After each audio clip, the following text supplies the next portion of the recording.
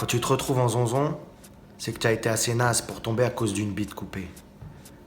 Le dossier était chargé, j'avais le temps d'apprendre le mandarin et de traduire le Coran en ch'timi.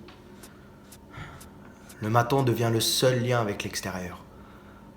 Parfois, tu te caches dans ses yeux pour voler un instant du dehors. L'odeur de la rue qui brille sur les vêtements du personnel, des médecins, des intervenants. Cette liberté qui résonne dans le parfum de l'asphalte, collé aux semelles des visiteurs. Tu les entends se plaindre de leurs femmes, de leurs garagistes, de leur vie. Tu les entends profaner la liberté et tu as envie de les cogner contre le mur. On n'évoque pas ces dimanches en famille devant un mec qui va passer 30 années en cabane. Surveillant en prison, ça veut dire que le mec il a passé un concours pour avoir le droit de surveiller des types entre 4 murs. Il a choisi ce genre de vie. Entre un geôlier et son détenu, c'est une relation abjecte.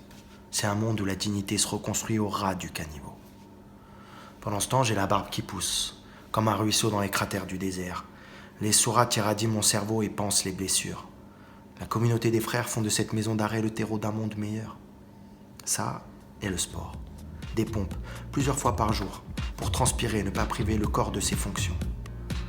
J'étais seul en cellule. Pour combien de temps ? En attendant, je pouvais chier tranquille. Je suis un monstre, et Dieu m'accepte parmi les siens. Dick est au parloir chaque semaine. Je sais ce qu'il attend. Il vient pas tous les mardis pour allumer un cierge. Il va monter un business pour moi et le gérer. Du coup, quand je sortirai, je serai pas seul.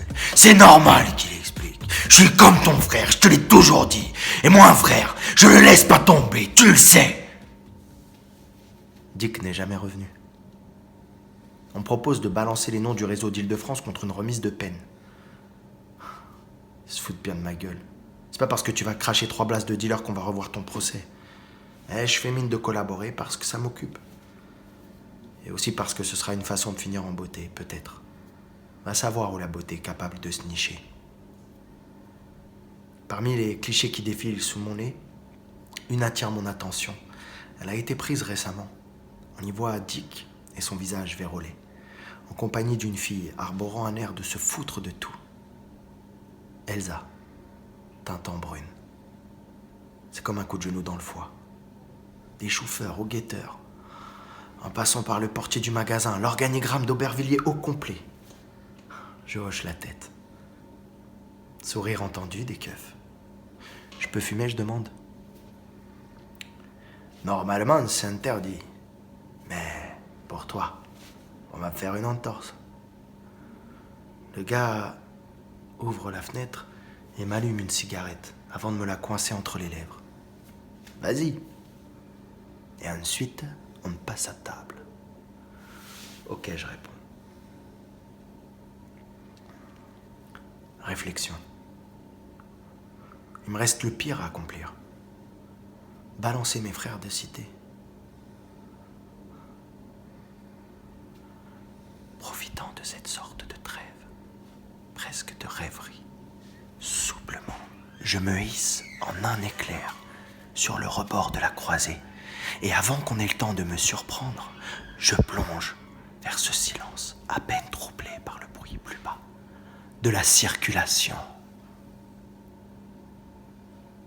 Putain, le con, il a sauté!